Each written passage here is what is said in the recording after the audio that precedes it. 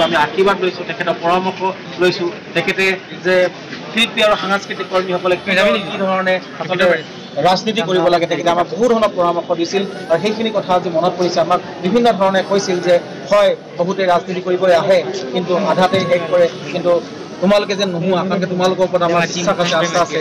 আৰু মোৰ মুখলৈ চাই এদিন কৈছিল যে তোমাৰ সেইখিনি জ্ঞান আছে, তুমি পাৰিবা কিবা এটা কৰিবলৈ, কিন্তু আজি মানে নিজকে ক'বলৈ ভাষা নোহোৱা হৈছে তেখেতে যি ধৰণৰ পৰামৰ্শ আগবঢ়াইছিলে, যি ধৰণে আগবাঢ়ি যাবলৈ আমাক কৈছিল।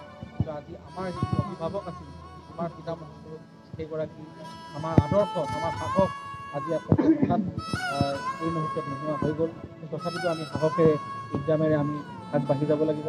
আগন্তুক দিনত আমি তেখেতৰ আদৰ্শক জীয়াই থাকিবৰ কাৰণে তেখেতে যি কৰ্মৰাজি কৰি গৈছিলে কংগ্ৰেছ দলৰ বাবে, অসমখনৰ বাবে যিখিনি কৰিছিলে সেইখিনিক আমি সদায় জনমানসত আমি জীয়াই ৰাখিব লাগিব। সকলো মানুহৰ হৃদয়ে হৃদয়ে তেখেতৰ কৰ্মৰাজি, এইগৰাকী মহান ব্যক্তিক আমি জীয়াই ৰাখিব লাগিব আৰু তেখেতৰ আদৰ্শসমূহক আমি জীয়াই ৰাখিব লাগিব। এইখিনি এই মুহূৰ্তত আমি सरकार से भी गुजारिश करूँगा कि उनका स्मृति जिंदा रखने के लिए गुवाहाटी में उसका एक मेमोरियल का व्यवस्था किया जाए। यहाँ से कब लेके जाएगा? कल सुबह यहाँ से उनका जो सरकारी आवास है वहाँ लेके जाएंगे। उसके बाद जो स्टेट सेक्रेटरी वहाँ पे जहाँ से वो सब ब्रांच का मुख्यमंत्री कार्यकारी बाकी हम वहाँ ले आएंगे। उनको श्रद्धांजलि जो सचिवालय का जो ऑफिसर की तरफ से दिया जाएगा, वो हमारा अभी का विधानसभा का भी सम्मानीय सदस्य है, तो विधानसभा से भी श्रद्धांजलि निवेदन किया जाएगा। उसके बाद उनको कांग्रेस का मुख्यालय राजीव भवन लेके जाएंगे। फिर उसके बाद हम एक श्रद्धांजलि के लिए सदर मुख्यालय को रखा जाएगा। और कल्पना আমি বম্বে তাকছিলো তেতিয়া সদায় কুকুৰ দিছে, সদায় আমাক সুবিধা কৰিছে। গতিকে নাপাওঁ একদম ঘৰুৱা মানুহ আছিলে তৰুণা আমাৰ ঘৰত।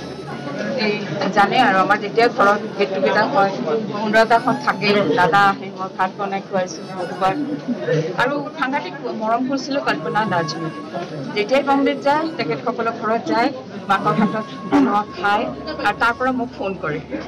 এনেকুৱা कल्पना कह कोने फोन कर पूछन देखो तो कौन बोल रहा है, तुमसे बात करना चाहते हैं। फोन तो लै पे कह क्या मैं कोने कैसे मैं तो कम मातरे तरुण दा इमान मानने प्राणवंत मानुह और सदाय प्राणवंत निज हाथे এই কিতাপখন আনিবলৈ যেতিয়া গৈছিলোঁ তেতিয়া মোক কৈছে ৰ'বা মই লিখি দিম নাম চাম লিখি দি পেলাই তাৰপিছত দিছে।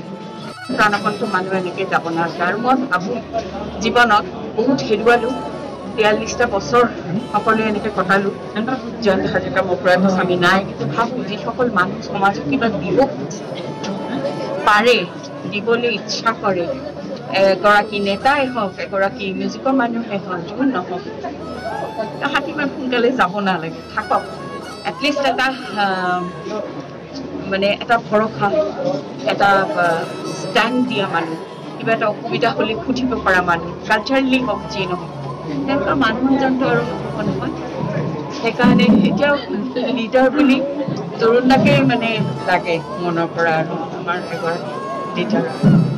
যি নহওক জানো যে মানুহ এদিন আহিছে, যাবই লাগিব, কিন্তু তথাপিও নামানে।